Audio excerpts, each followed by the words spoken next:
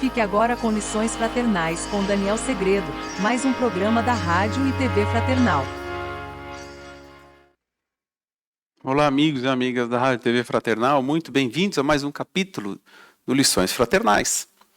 Dando sequência aqui na nossa leitura que fazemos em conjunto, eu daqui, você aí, o Espírito da Verdade. Hoje nós vamos ler o capítulo 82, Nem Castigo, Nem Perdão. É um texto de André Luiz, só lendo para a gente entender o que ele quer dizer com nem castigo, nem perdão. O espírita encontra na própria fé o cristianismo redivivo, estímulos novos para viver com alegria, pois, com ele, os conceitos fundamentais da existência recebem sopros poderosos de renovação. A terra não é prisão de sofrimento eterno, é escola abençoada das almas. A felicidade não é miragem do porvir, é realidade de hoje. A dor não é forjada por outrem, é criação do próprio espírito. A virtude não é contentamento futuro, é júbilo que já existe. A morte não é santificação automática, é mudança de trabalho e de clima. O futuro não é surpresa atordoante, é consequência dos atos presentes. O bem não é o conforto do próximo apenas, é ajuda a nós mesmos. Deus é a equidade soberana, não castiga nem perdoa, mas o ser consciente profere para si mesmo as sentenças de absolvição ou culpa ante as leis divinas. Nossa conduta é processo, nossa consciência, o tribunal. Não nos esqueçamos, portanto, de que, se a doutrina espírita dilata o entendimento da vida, amplia a responsabilidade da criatura. As raízes das grandes provas irrompem do passado, subsolo da nossa existência, e, na estrada da evolução, quem sai de uma vida entra em outra, porque berço e túmulo são, simultaneamente, entradas e saídas em planos de vida eterna. André Luiz. Capítulo 82, nem castigo nem perdão. Capítulo 5, item 5.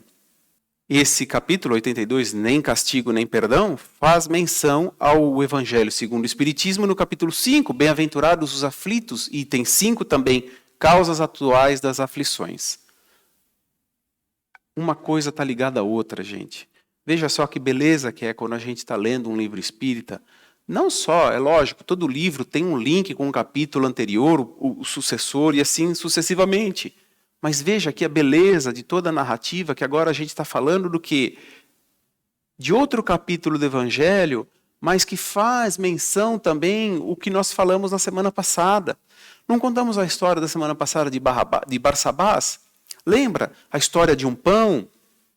Falou da beneficência, da caridade, né? Aquele ato do Barsabás, dele ter dado um pão, aquele enjeitado, Jonaquim, lembra? Então, aquele ato, para ele, valeu muito do outro lado. E olha aqui, causas atuais das aflições. O que Barsabás era na vida? Foi na vida um tirano. Morava em palacetes, banjava muito. Lembra da história passada do Evangelho também?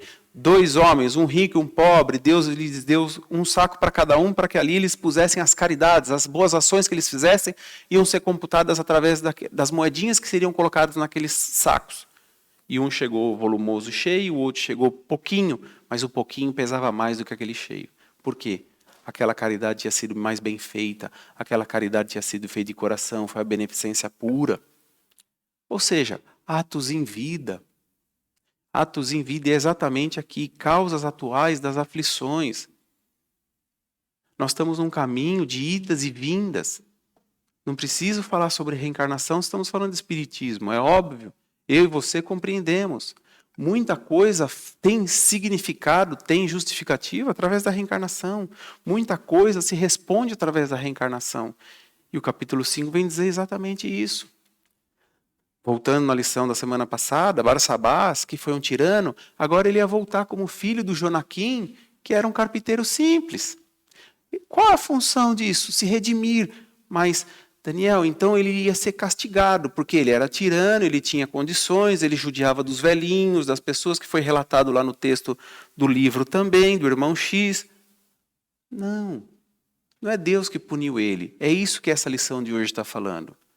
Não é, o André Luiz trouxe esse texto para exatamente mostrar, não é a punição divina, não é Deus punindo Barsabás, punindo a mim, punindo você, não é essa a questão. Ele está querendo dizer aquilo que a gente já sabe, que ele começa dizendo aqui no texto, o Espírito encontra na própria fé o cristianismo redivivo. O que é o cristianismo redivivo? A palavra pura e simples do Cristo. Lembra? Preceito simples. Ama o próximo como a si mesmo.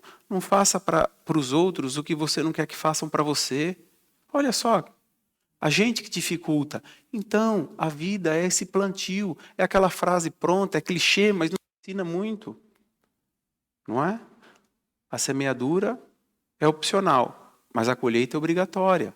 Então, ou seja, o que eu estou plantando hoje, eu escolho. Eu posso escolher entre o bem e o mal. Eu posso fazer o que eu bem entendo.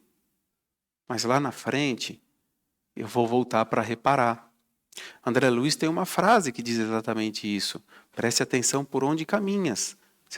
Você não sabe onde o seu pé tropeçará.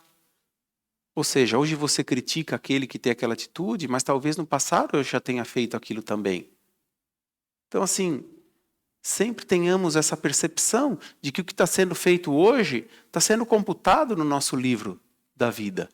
E ele diz aqui muito bem que o quê? A nossa consciência, o que ele vem falar? Nossa conduta é o processo.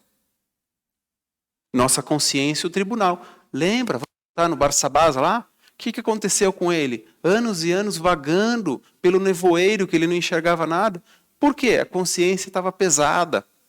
A consciência dele se abriu e mostrou quem ele era. E aí ele percebeu que o ambiente que ele estava era horrível, era ruim. Mas por quê? Porque era para onde ele era levado através da consciência dele, daquilo que ele pensava, daquilo que ele entendia por vida.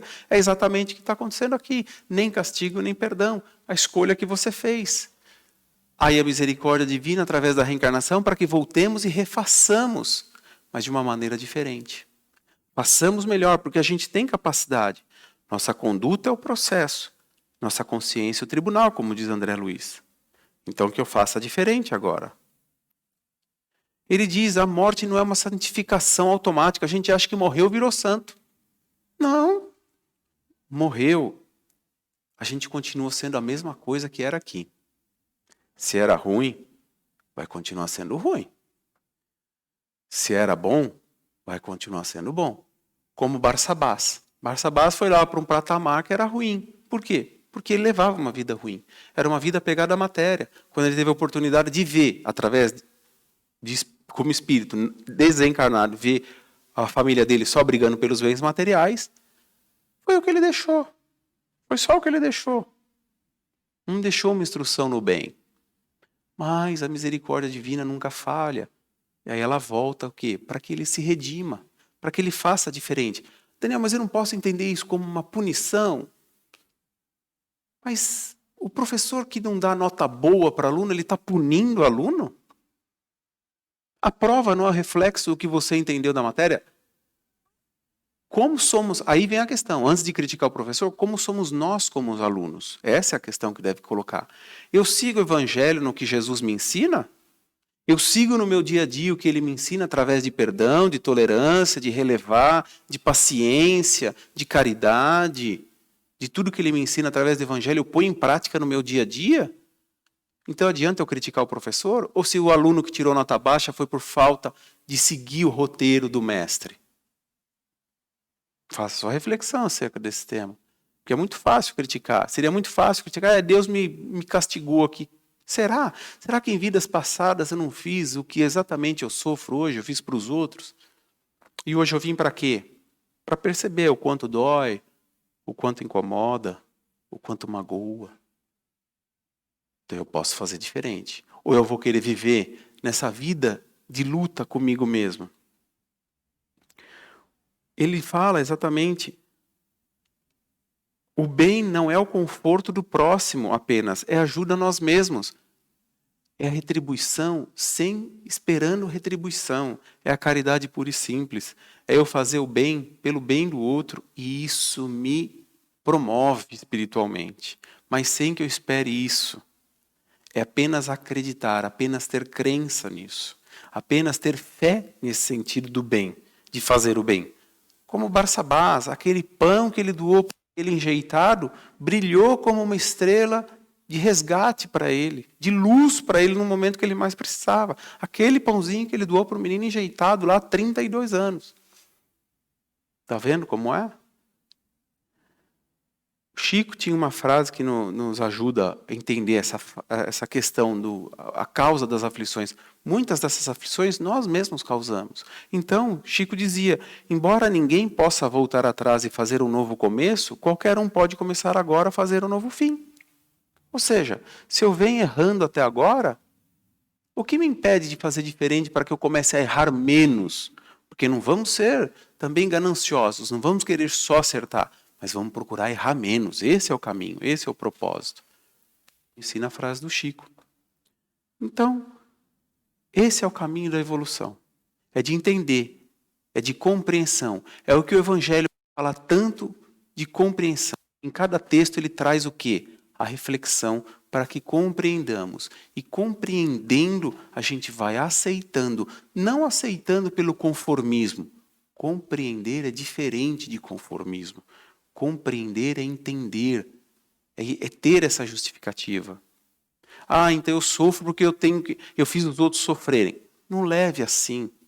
Entenda como uma lição. André Luiz fala, Emmanuel fala, a Terra é o grande educandário. O que é o educandário? Uma escola. E aqui nós estamos para aprender. E cada situação nós somos colocados em teste, para que seja exercida a paciência, a tolerância, a caridade, o perdão, o amor, tudo isso aí. A gente tem muito a refletir, mas muito mais a compreender através do Evangelho e do nosso dia a dia. E compreendendo, repito, não é conformismo, é aceitação pela compreensão. É bem diferente. Leia o Evangelho, faça a sua reflexão. Eu agradeço a sua companhia, eu vou ficando por aqui e te espero no próximo capítulo. Até lá, tchau.